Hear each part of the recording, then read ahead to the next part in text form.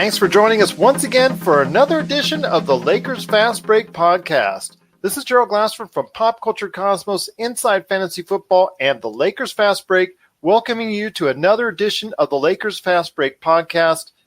I'm telling you right now, I'm excited to see what the team is all about before they head over to China and coming back for the rest of the exhibition season. But here to talk to me today, I've got another outstanding guest. He is the man behind LakersNews.com. You got to check out all of his great articles today at LakersNews.com. He's got some outstanding in-depth articles in regards to everything Lakers. It's just truly a pleasure to have him on today's program, and I'm hoping he'll want to return after we're done today. It's Darren Levy. Darren, thanks for being part of the show. Thanks for having me. This is going to be great. Thank you. Oh, no worries, no worries. Just so excited to have you on. It's been a good week so far. I got to talk to Laker Tom from Lakerholics.net, and now I got you here as well. I'm going to give you a chance to go ahead and explain later on in the program all the great things about LakersNews.com, because I've had a chance to peruse your site and all your articles, a lot of great in-depth analysis of the Lakers team. So it's a must for all you Lakers fans out there, but everybody had to start somewhere. And over the past few episodes, to get people warmed up and to understand why we're all Lakers fans, all my guests on the air, I wanted to go ahead and ask them about their backgrounds, how they became Laker fans. And I've heard some great stories so far, and I know you've got one as well. So I want to hear from you, Darren, your story behind on how you became a Lakers fan. Well, there wasn't much choice. It was either going to be the Lakers or the Lakers. You know, I grew up in the Valley. I was a Valley boy. You know, the Clippers actually didn't come around until 1984. So, you know, I was like, 8, 9, 10 when, I really grew up in the Showtime era of the Lakers, where like the best team was Magic, Kareem, Worthy, and Cooper, and quite frankly, we were all totally spoiled as hell to like follow this team, and all we knew was a winning Lakers team.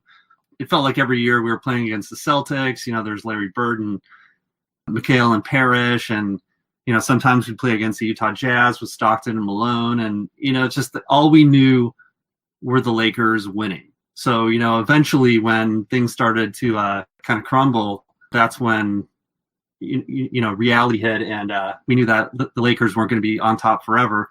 But it was a lot of fun growing up, and there were no Clippers fans when I was a kid. It was non-existent. So it's kind of funny to see, the wide array of Clippers and Lakers fans happening in the city.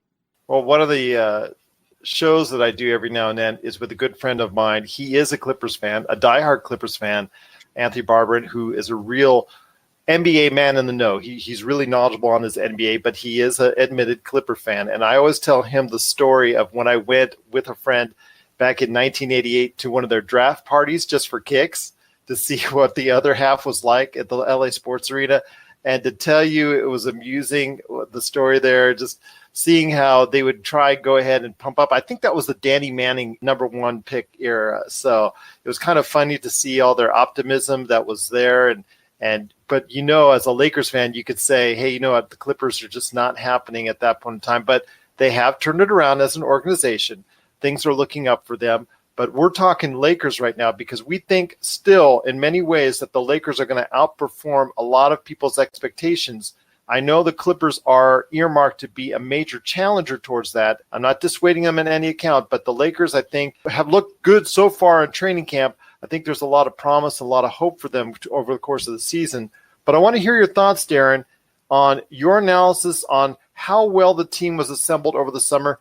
Yes, they did pursue Kawhi. And anybody, even the most diehard of Lakers fan, will tell you that the pursuit of Kawhi was necessary, was something that I think most fans would have kept on pursuing. But because they didn't get Kawhi, they didn't get everybody that they could have gotten because of where they stood in free agency after Kawhi said no to the Lakers. But still, they made some good selections. The management that's responsible for the Lakers and Rob Pelinka and all that, he made the best out of what could have been potentially a bad situation. Yeah. I'm so glad we didn't get Kawhi. I mean, Kawhi Leonard is, arguably the best player in the NBA, arguably. But, to have him and LeBron, and AD, it would have been a little ridiculous, in my opinion, to have like that much talent kind of fighting for the ball. I mean, it's going to be hilarious watching the Rockets with Harden and Westbrook. The last 10 seconds of the game, waiting to see. They're both calling for the ball. Just make Westbrook shoot 3-pointers. Oh God, yeah, it's going to be hilarious. I really can't wait to watch that team. But you asked about, what my analysis was about what was happening over the summer. I mean, it's really amazing to see where we've gone from the end of last season to where we are now, between the Magic Johnson debacle and, the public Anthony Davis trade spectacle, to where we are now with having, an incredibly constructed roster. But it was very painful at first with watching essentially dump the entire young core that we've been talking about for the last 4 years, except for Kuzma, to get Anthony Davis.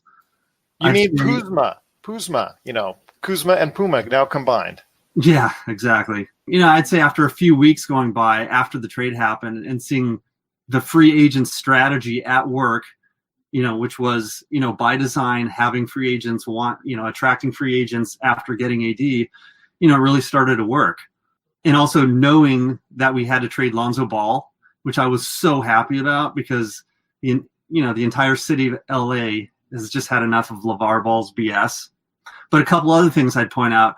I was elated when we finally signed Alex Caruso to a 2-year deal, and then we got Avery Bradley to a 2-year deal. So it's going to be extremely interesting to see who takes that starting point guard spot. Right now, I believe it's Rondo that's working out at training camp so far, but that's not a solidified position as of yet. No, that's not going to be solidified. I mean, he may start, but I think towards the middle end of the season, he'll be sitting at the very end of the bench as he was last year, or not. I'm not going to disagree with you that because, again, on last week's show, I already had my hot take on Rajon Rondo and my good friend TJ Johnson. He and I went back and forth on that. Statistically, it's not a pretty sight when it comes to Rajon Rondo from last year's. I mean, when you get playoff Rondo, that's great. But the problem is you're not going to get playoff Rondo for 50 games a year if you look at it based off of last season. Yeah. I mean, Rondo is a great locker room guy. He's clearly a great leader.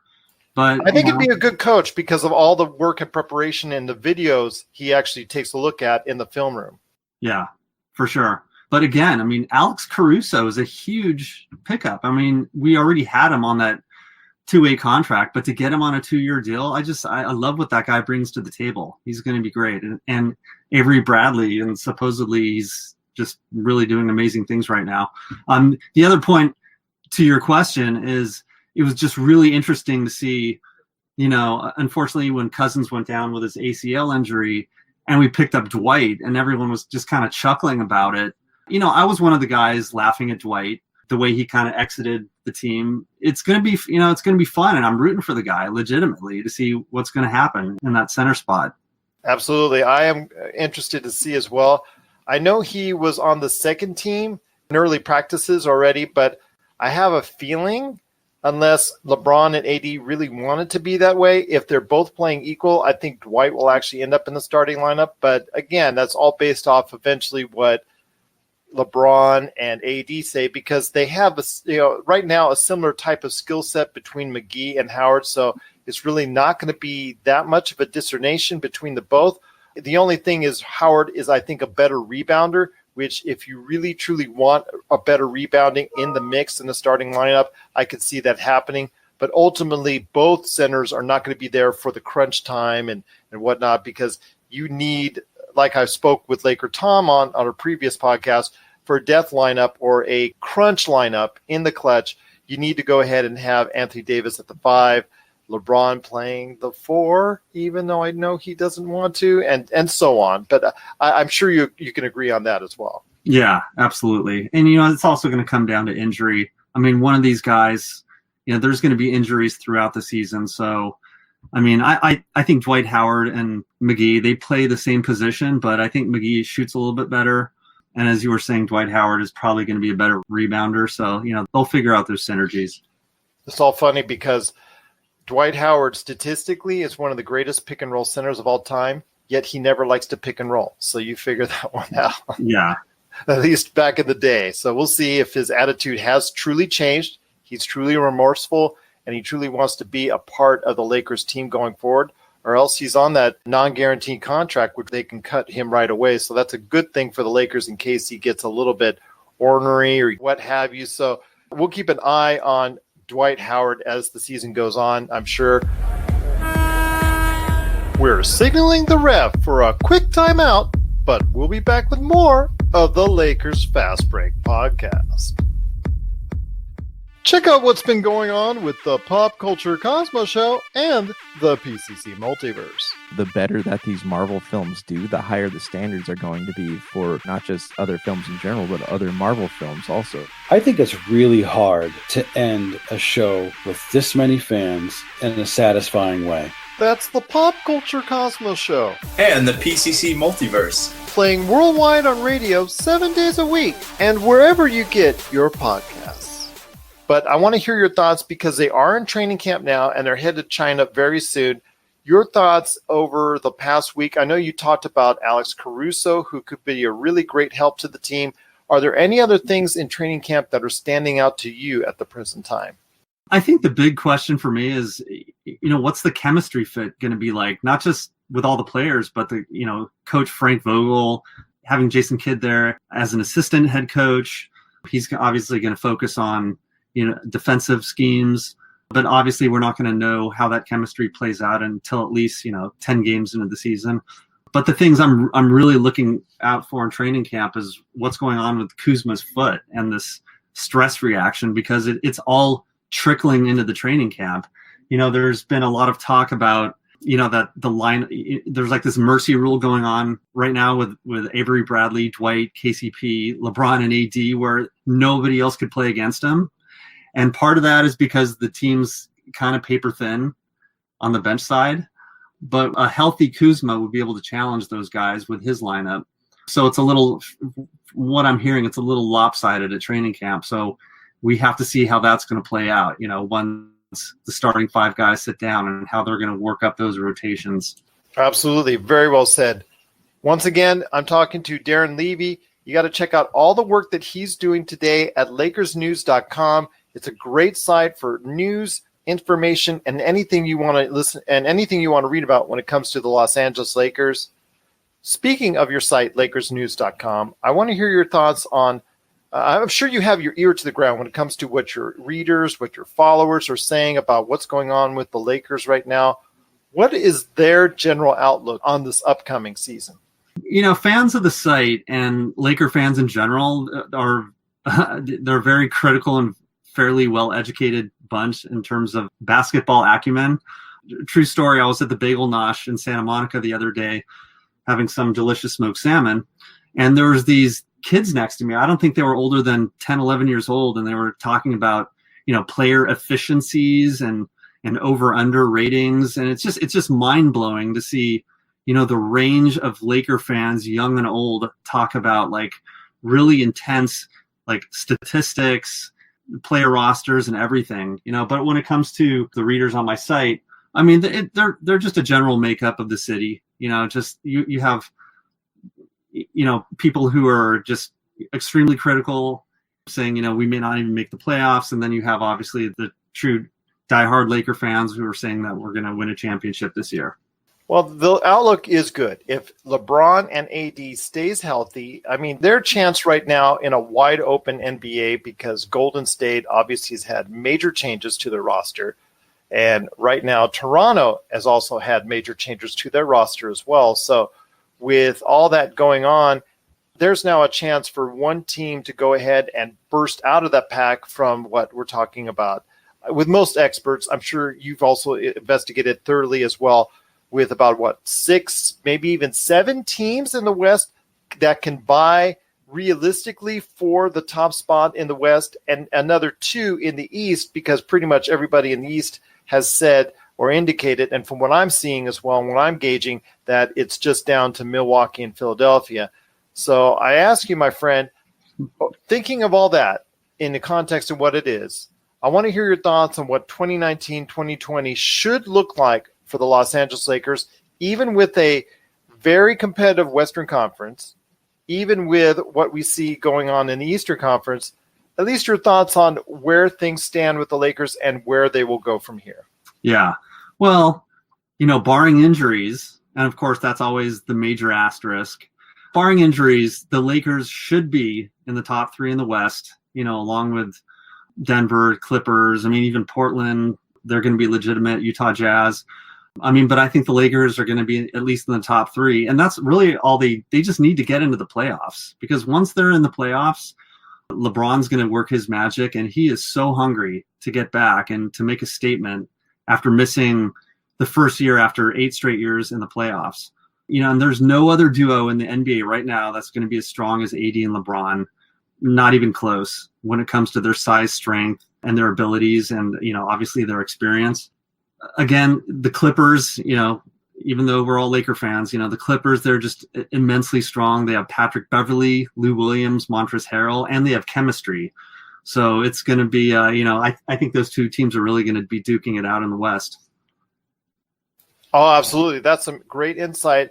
I think a lot of teams can vie for that Western Conference top spot. I think the Lakers are definitely in the mix.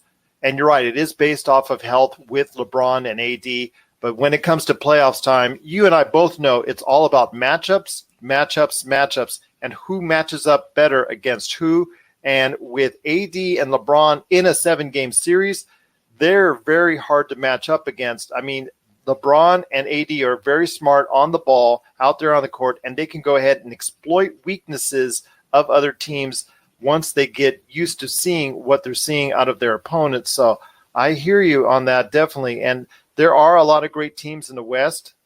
And I'll tell you what, right now, there's just a lot of good things going on playoff-wise. And there's a lot of great things going on in the Western Conference. And I just think it's so competitive. It's fun to see.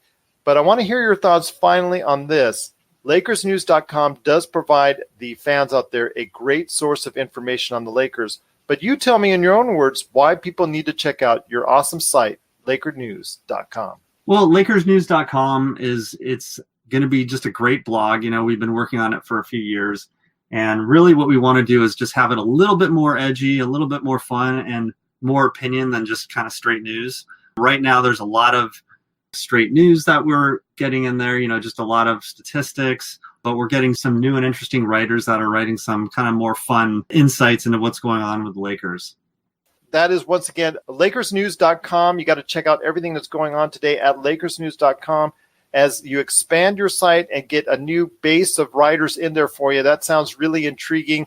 As a fellow writer myself who's written from everything from the Lakers to pop culture, I know how it is where you have people that want different things from different people as far as what they read and what they see. So that's great to hear that you're expanding your site in so many different ways. But how can they get a hold of you if they have any questions directly, whether email, whether through the Twitter or any social media out there?